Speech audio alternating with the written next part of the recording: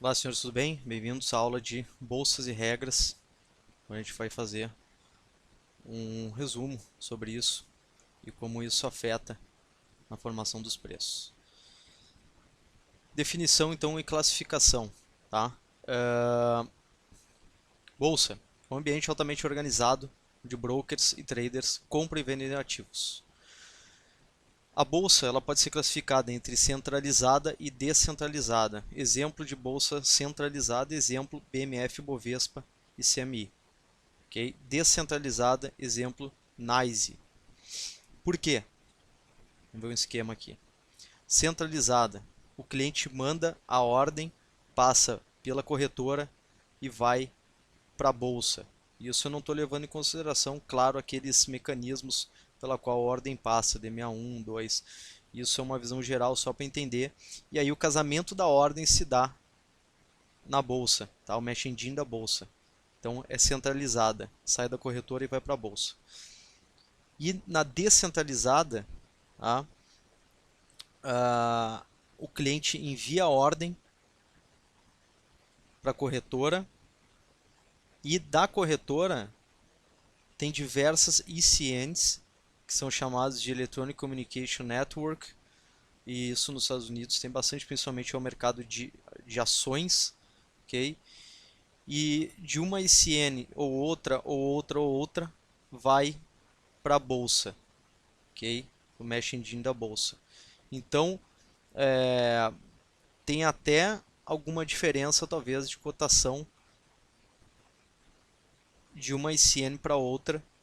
Não sei se players realmente têm vantagem sobre isso, conseguem fazer operações em cima disso. Porém, o que é interessante saber é que é descentralizada. Tá? Não sai da corretora e vai para a bolsa, mas sim teve uma revolução das ICNs aí lá fora e a ordem sai da corretora, passa por uma ICN ou outra. São diversas ICNs nos Estados Unidos. Tem inclusive como escolher qual que você vai utilizar para enviar a ordem para a bolsa. Tá? Então dessa ICN a ordem vai para a bolsa. Então ela é descentralizada, ela não tem essa conexão direta entre a corretora e bolsa de valores, igual tem na centralizada, que é o caso da BMF Bovespa e futuros americanos CMI. O mercado de ações nos Estados Unidos tem essa particularidade que é como se fosse descentralizada. Okay? Trading Sessions, falar um pouco de duas definições. Temos a sessão contínua, é onde traders podem realizar seus trades sempre que o mercado estiver aberto para negociação.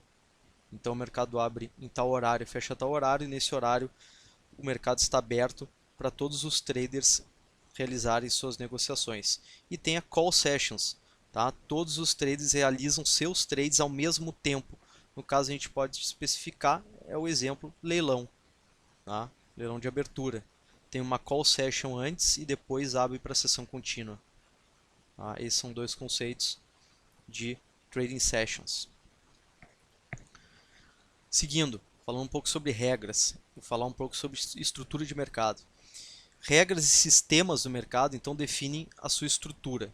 Né? E basicamente o que as regras definem? Definem quem pode operar, o que podem operar, quando, onde e como podem operar. Tá? Definem também quais informações traders podem ver de outros traders, cotações, negócios, quando e quem pode ver essas informações. Então, as regras, a estrutura do mercado, tá, define isso. Tá? Basicamente determina também quem pode operar, como, quando e onde. Okay? E determina o que as outras pessoas podem ver. Então, define, resumindo, o que as pessoas podem saber e o que podem fazer no mercado. Isso é basicamente uma definição da estrutura, regras do mercado. Okay? Entendendo então a estrutura do mercado e como essa afeta o ambiente operacional, a gente consegue entender melhor alguns comportamentos, tais como liquidez, volatilidade de resultados. Tá? Porque essas variáveis dependem do que? Do comportamento do mercado e a estrutura do mercado que afeta diretamente esse comportamento. Então, notem que a gente começa a tornar o mercado um pouco mais complexo e esse estudo de todas essas partes começam a formar realmente o que realmente tem impacto na formação dos preços. Então a gente falou sobre o buy side e sell side, a gente falou sobre diferentes tipos de operações, tá? Motivações até diferentes, falei de hedge, tá? Falei motivos, cada player tem que resolver o seu problema no mercado. Então notem que, de acordo com aquilo que a gente tinha falado anteriormente, de cada player ter que resolver, o mercado serve para resolver esses problemas, tá? Isso já afeta diretamente em termos de liquidez, volatilidade e resultado. Tá? E aí a gente está incorporando agora mais um aspecto que é a questão de regras, a estrutura do mercado. Tá?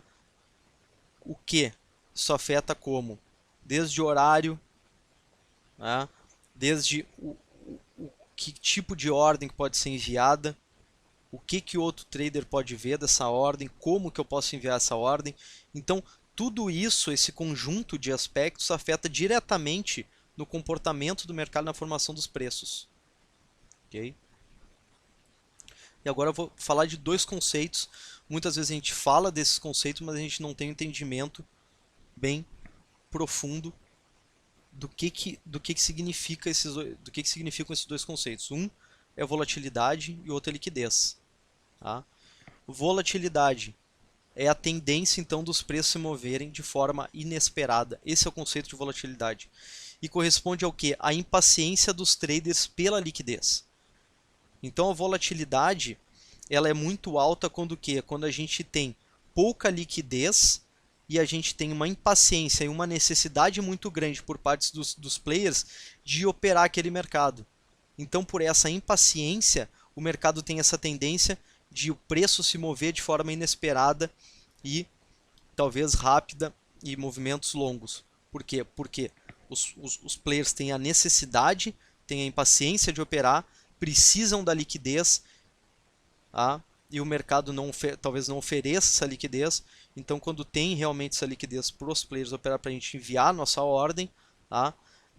Forma esse momento, forma essa tendência dos preços se moverem de forma inesperada. Okay? Então corresponde à necessidade, realmente, de paciência dos traders, dos operadores pela liquidez. E o que é a liquidez? É a capacidade que temos de enviar uma ordem de tamanho grande, tá, por um preço menor. Execução dessa ordem. Então, o mercado, quando a gente fala que o mercado tem liquidez, porque o mercado tem a capacidade, tá? A gente tem a capacidade de enviar essa ordem, okay? De enviar essa ordem, preencher essa ordem em sua totalidade e pagar um preço menor, um bom preço. Então, um mercado que tem uma liquidez boa, a gente consegue enviar uma ordem grande por um preço bom. E naquele momento tem essa capacidade de ser preenchida. Tá? E agora eu vou dar um exemplo, por exemplo, de índice e mini índice, tá? E vou mostrar exatamente esse conceito de liquidez.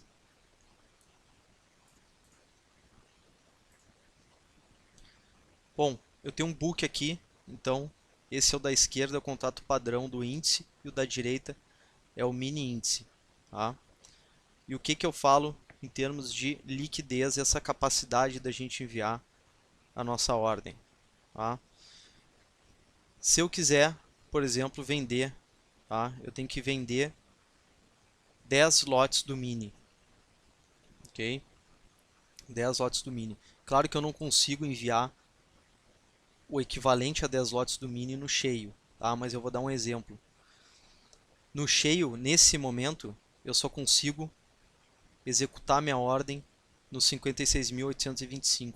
No mini, se eu tiver que vender 10 minis, se eu tiver que vender 19 ou 20, eu consigo, ou 25, eu quero executar, por exemplo, 5, então, que é o lote padrão do índice cheio, tá? eu vou ter que enviar 5 a 56.825. Se eu enviar 25 no mini, eu vou executar 19 talvez, ou até mais se adicionarem mais lote aqui, mas eu vou executar boa parte da minha ordem no 830 e o restante no 825. Tá? Então eu vou fazer o meu preço médio aqui, minha execução da ordem melhor, porque uma liquidez maior eu consigo executar, tenho a capacidade de executar minha ordem, tá? Mesmo não sendo grande, sendo só 5 lotes, mas um preço melhor. Então esse é um conceito de liquidez. Tá? A gente pode ver. Ok? E volatilidade, né? O mercado, o índice é um mercado de volatilidade, é um mercado volátil, porque se a gente for realmente olhar de forma bem clara aqui o book de ofertas, ofertas de venda, ofertas de compra, a gente vai ver que tem poucos lotes, tá? Não tem uma capacidade muito grande da gente executar uma ordem grande, pela necessidade de operar dos traders, pela urgência de operar, digamos assim, tá? O mercado tende a se mover muito rápido, fazer movimentos inesperados de acordo com algumas ordens. Então, se algum player vir e enviar uma ordem de 100 contratos aqui de 70, tem um impacto grande no mercado, porque não tem lote realmente para ele executar essa ordem, mas ele tem a necessidade de executar. Ok? Bom, esses foram dois exemplos então a respeito de volatilidade e liquidez. Vocês entenderam muito bem esses dois conceitos que são muito utilizados, a gente sempre fala, mas a gente não vê basicamente na prática, não tem um conceito muito definido sobre eles. Tá? Bom, essa foi então a segunda parte, nesse overview de microestrutura. E na terceira parte a gente vai falar um pouco sobre ordens e participantes do mercado. Ok? Muito obrigado pela atenção, até a próxima aula.